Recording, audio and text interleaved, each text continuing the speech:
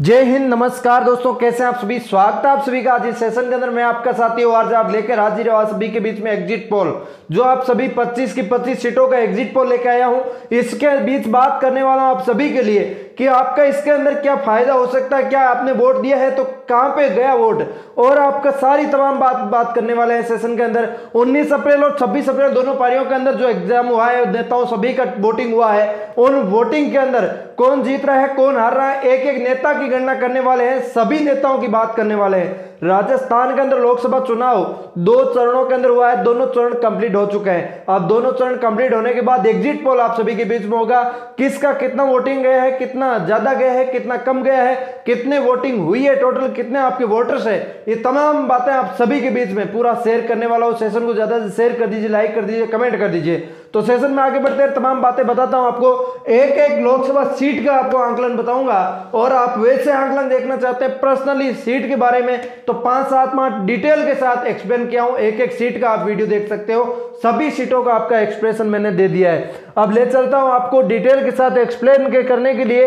और एक एक सीट को आप हार जीत बताने वाला हूं कि आपकी सबसे पहली सीट जो अलवर लोकसभा सीट की है, तो अलवर के अंदर कौन जीत रहा है कौन हार रहा है। तो अलवर के अंदर बीजेपी से भूपेंद्र यादव खड़े हुए हैं, कांग्रेस के आपके ललित यादव खड़े हुए हैं। तो इस बीच में आपने वोट किया है, आप भी अलवर क्षेत्र से देख रहे हैं, तो इसके अंदर आप देख सकते हैं दोनों के बीच कांटे की टक्कर थी। इस बीच में हम मुकाबला जो ज्यादा दिख रहा है ललित यादव का यहाँ पे दिख रहा है, ललित यादव का यहाँ का पलड़ा भारी दिख रहा है, यहाँ पे जो टक्कर दे रहे हैं ललित यादव यहाँ से दे रहे हैं। ठीक है, अब दूसरी बात करता हूं भरतपुर के कांग्रेस प्रत्याशी संजना जाटव और बीजेपी के प्रत्याशी रामस्वरूप कोहली, यहां पे भी दोनों के कांटे की टक्कर थी, लेकिन अब मजबूत स्तंभ जो आपका रामस्वरूप कोहली का बताया जा रहा है, बीजेपी की सीट यहां पे मजबूत बताई जा रही है। ठीक है, आगे बढ़ते हैं, आपको बताते हैं बीकानेर लोकसभा सीट की। बीकानेर के अंदर भी कांटे की टक्कर थी, लेकिन ग्रामीणों के अंदर आपके बहुत कम वोटिंग हुई थी। वोटिंग कम होने की वजह से हो सकता बीकानेर का यहाँ पर पलड़ा भारी हो जाए, लेकिन पहले दोनों के बीच में कांटे की टक्कर थी। शहरी क्षेत्र जितने भी ज्यादातर है वो बीजेपी के वोटर्स है, गांवों के जितने भी वोटर्स है कांग्रेस के वोटर्स है। इसकी वजह से गोविंद राम जी की जीत हो रही थी, लेकिन वोटिंग कम होने की वजह से अब दोनों के बीच में पलना भारी दिखाई दे रहा है, थोड़ा सा गोविंद राम जी का दिखाई दे रहा है। ठीक है, इस बीच बात करता हूं, जीत सकते हैं, हालांकि दोनों का कांटे की टक्कर रही तो ये जीत सकते हैं गोविंद राम जी। इस बीच बात करता हूं चूरू लोकसभा की। चूरू लोकसभा का अंदर जो आपके चेहरा जो आप देवेंद्र झांझरिया का देख पा रहे हैं, यहाँ पे बीजेपी प्रत्याशी थे, लेकिन पीछे का चेहरा आपके राजेंद्र राठौड़ का दिखाया जा रहा था, और एक साइड आपके राहुल कसवां, दोनों के बीच में भारी टक्कर चल रही थी। इस बीच में आपका राहुल पलड़ा यहाँ पे भारी दिखाई दे रहा है, राहुल का यहाँ पे मजबूत स्तंभ दिखाई दे रहा है। ठीक है, इस बीच बात करता हूं दौसा लोकसभा सीट का। दौसा के अंदर मुरारी लाल मीणा और कांग्रेस बीजेपी के यहाँ पे कन्हैया लाल मीणा, तो यहाँ पे मुरारी लाल मीणा का यहाँ पे पलड़ा भारी दिखाई दे रहा था, लेकिन इस बीच में वोटिंग होने के बाद ऐसा लग रहा है कि यहाँ पे आपके दौसा के अंदर सीट तो यही निकालेंगे, मुझे ऐसा लग रहा है। आगे बढ़ता हूं आपको धौलपुर करौली लोकसभा सीट की। एक साइड भजनलाल जाटव जो आपके कांग्रेस प्रत्याशी और बीजेपी प्रत्याशी इंदु देवी जाटव, यहाँ का भी वोटिंग कंप्लीट हो चुका है। अब दोनों चरण के अंदर वोटिंग हुई है तो पूरा संपूर्ण हो चुका वोटिंग। तो इस बीच में धौलपुर के अंदर आप देखें तो यहाँ पे भजनलाल जाटव का पलड़ा थोड़ा सा भारी दिख रहा है, तो कांग्रेस आगे रहेगी पीछे रहेगी, तमाम सीटों पर बात करूंगा। तो इसके अंदर आप देख सकते हैं जयपुर शहर के अंदर प्रताप सिंह खाचरियावास, एक साइड राजपूत बड़े जाने माने नेता और दूसरी साइड मंजू शर्मा जो आपके बीजेपी के प्रत्याशी, कांग्रेस के प्रत्याशी जो आपके प्रताप सिंह खाचरियावास। तो इस बीच में दोनों की टक्कर देखी जा रही थी, इस बीच में वोटिंग हुई है तो लग रहा है कि मंजू शर्मा यहां से सीट निकालेगी। ठीक है, इस बीच बात करता हूं आपके लिए झुंझुनू प्रत्याशी देवेंद्र बरजेंद्र ओला और एक साइड शुभकर्ण चौधरी। झुंझुनू के लोकसभा सीट को देखा जाए तो इस हिसाब से आपके पहले भी यहाँ पे पलड़ा भारी बरजेंद्र ओला का लग रहा था कांग्रेस प्रत्याशी का, लेकिन चुनाव होने के बाद भी ऐसा लग रहा है कि झुंझुनू के अंदर बरजेंद्र ओला ही जीतेंगे, लग रहा है ऐसा। ठीक है, बात करता हूं आगे नागौर लोकसभा सीट की। नागौर के अंदर वोटिंग हो चुकी थी कांग्रेस पार्टी के साथ गठबंधन करके, लेकिन इसके अंदर बात करूं आरएलपी कांग्रेस के साथ गठबंधन किया, लेकिन दूसरी चरण 26 अप्रैल से पहले जो आरएलपी ने बहुमत जो साथ दे दिया बीजेपी के साथ में, तो ये राजनीति चलती रहती है। इस बीच में वोटिंग पहले हो रखी थी, लेकिन इसके अंदर पलड़ा भारी पहले भी हनुमान बेनीवाल का दिखाई दे रहा था, और इस बीच में मजबूत स्तंभ जो आपके हनुमान बेनीवाल का यहाँ पे दिखाई दे रहा है। यहाँ पे ज्योति मिर्धा थोड़ी सी कमजोर पड़ सकती है। तो इस बीच बात करता हूं नेक्स्ट सीट की, next seat Sikar Lok Sabha seat की। अमराराम यहाँ पे आपके कांग्रेस के प्रत्याशी जो आपके दूसरी पार्टी से गठबंधन करके आए हैं, बीजेपी के आपके सुमेंद्र सरस्वती जी, जो आप दोनों के बीच में कांटे की टक्कर थी, इस बीच आपके अमराराम जी यहाँ पे जीत की ओर जा सकते हैं, क्योंकि यहाँ पे अब की बार काफी दबदबा ज्यादा लग रहा है। वोटिंग भी हो चुकी है, अब वोटिंग हुई है तो ऐसा लग रहा है कि अमराराम को ज्यादा वोट गए हैं। आगे बात करता हूं श्री गंगानगर की, कुलदीप इंदौरा कांग्रेस से, बीजेपी के प्रत्याशी प्रियंका बालान। तो इस बीच में दोनों के बीच में कांटे की टक्कर थी, लेकिन इस सीट के ऊपर कांग्रेस का पलड़ा थोड़ा सा दबदबा ज्यादा लग रहा है। कांग्रेस यहां से जीत सकती है क्योंकि वोटिंग ज्यादा इनकी ओर गई हुई लग रही है। ठीक है, नेक्स्ट बात करता हूं जयपुर ग्रामीण की, और अनिल चोपड़ा यहां से आपके कांग्रेस प्रत्याशी है, और राव राजेंद्र सिंह जो आपके बीजेपी के प्रत्याशी है। अनिल चोपड़ा युवा नेता है, और पहले भी ऐसा लग रहा था कि पलड़ा भारी अनिल चोपड़ा का है, और इस बीच अब आपकी वोटिंग हो चुकी है। वोटिंग होने के बाद ऐसा लग रहा है कि आपके यहां से अनिल चोपड़ा का थोड़ा सा दबदबा ज्यादा है, और यहां पे भारी मतों से ये जीत सकते हैं। आगे बात करता हूं आपके बीच में, जो आपके बीच में है जो राजसमंद लोकसभा सीट को लेके, राजसमंद के अंदर बीजेपी के महिमा विश्वराज सिंह है, और कांग्रेस के प्रत्याशी देवेंद्र गुर्जर है। तो इस बीच में दोनों के बीच में कांटे की टक्कर थी, लेकिन इस बार आपके जो महिमा विश्वराज सिंह को हरा के और यहाँ पे आपके दामोदर गुर्जर यहाँ से जीत सकते हैं, लग रहा है ऐसा आपके सामने पोल खोल रही है। ठीक है, और इसके बाद बात करता हूं भीलवाड़ा लोकसभा सीट की। भीलवाड़ा के अंदर बीजेपी के दामोदर अग्रवाल थे, कांग्रेस के प्रत्याशी सीपी जोशी थे।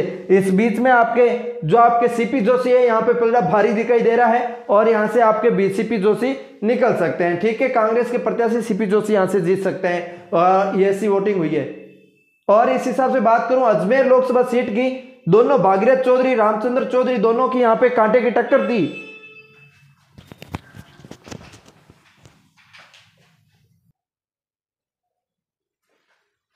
दोनों के बीच कांटे की टक्कर थी। इस बीच में रामचंद्र चौधरी का यहाँ पे थोड़ा सा दबदबा ज्यादा लग रहा है, यहाँ से आपके रामचंद्र चौधरी कांग्रेस से निकल सकते हैं। नेक्स्ट बात करता हूं आपके बीच में उदयपुर लोकसभा सीट को लेकर। उदयपुर के अंदर दोनों अधिकारीगण खड़े हुए हैं, जिसके अंदर आईएएस अधिकारी है, बड़े अधिकारी है, कांग्रेस के प्रत्याशी और बीजेपी के प्रत्याशी आपके मन्नालाल रावत, उसी को भी अधिकारी बताया जा रहा है। पूरा डिटेल वीडियो मैंने आपको ऑलरेडी डाल दिया है। इस बीच में आपके कांग्रेस प्रत्याशी ताराचंद मीणा यहाँ से निकलते हुए दिखाई दे रहे हैं। इस बीच बात करता हूं आपके बीच में चित्तौड़गढ़ लोकसभा सीट को लेके। चित्तौड़गढ़ में बीजेपी के प्रत्याशी सीपी जोशी और कांग्रेस के प्रत्याशी उदयलाल आंजना।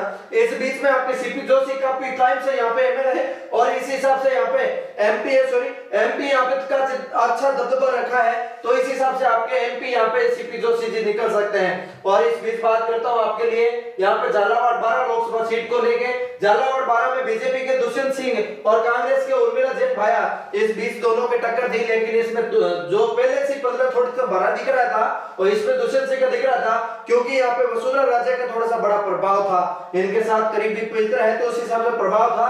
तो इस बीच में दुष्यंत सिंह का यहाँ पे पल्ला भारी दिखाई दे रहा है, यहाँ पे वोटिंग ज्यादा इनकी तरफ ही हुई है, ऐसा लग रहा है, तो ये जीत सकते हैं। नेक्स्ट बात करता हूं आपके पाली लोकसभा सीट को लेके। पाली के अंदर बीजेपी के पीपी चौधरी, कांग्रेस के संगीता बेनीवाल, दोनों के बीच कांटे की टक्कर थी, लेकिन इस बीच में आपके संगीता बेनीवाल का थोड़ा सा यहाँ पे ऐसा लग रहा है कि कांग्रेस के और ज्यादा रुझान देखने को मिल रहा है, कांग्रेस यहाँ से जीत सकती है।